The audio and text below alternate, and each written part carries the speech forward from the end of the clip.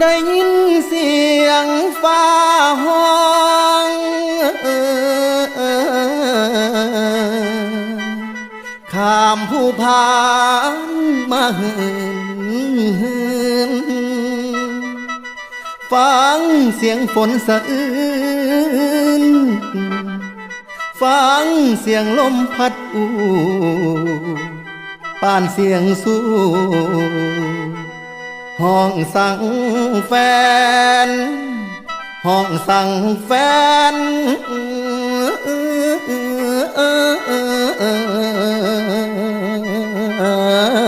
ละนา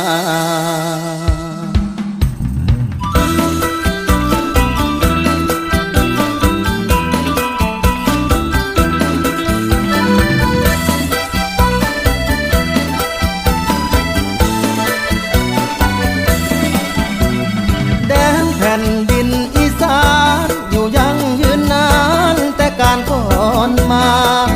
แม่ของกอดแคว้นไทยเฮาทุกข่อยทุกเจ้าลุงป้านาพลิกเหินเหนือละอันว่าเกลือเหินใต้พึ่งผ้าอาศัยละข้าวน้ำสามปลาข้า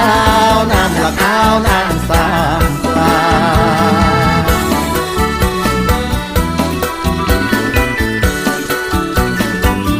มวนคืนโฮแซวแม่นแล้วอีสานถึงดินกันดานแห่งโหยโรยราแต่ใจของคนบ่มนบ่มองตุ่มอายตุ่มน้องที่ลึกตึกนาน้ำอกน้ำใจละแขกไปไทยมา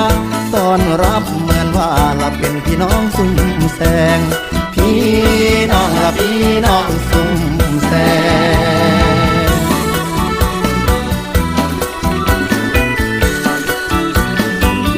จากเทือกเขาไกลไหลมา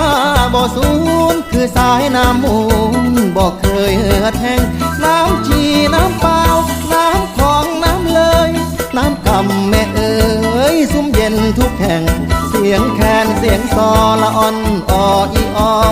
อ้อยอิงสำอ้อยฟังแล้วมีแห้งดอกดูดอกจานละบานเบ่งยวนเย้าดอกกากะเล่าละดอกสาดสะแบงบ้านเฮาเมืองเฮาแต่เก่าแต่ก่อนเป็นตาอ่อนซ้อนอยู่ดีมีแหงโอ้ยแต่มาบัดนี้ปนจี้กันหลายข้าวของวัวควายละบ่ได้ปล่อยจากแหล่งเป็นจังใดน้ออีพ่ออีแม่หากินรอแร่ละขาดข้าวขาดแกงเสียงลำกับบ่แน่นเสียงแคนกับบ่หวานลำนำอีสานละแห้งโหยโรยแรงฟังเสียงเพลงนี้จงอยู่ดีมีแห้งชื่นบานทุกแห่งเถิดพี่น้องหมู่เฮาพี่น้องละพี่น้องหมู่เฮาพี่น้องละพี่น้องหมู่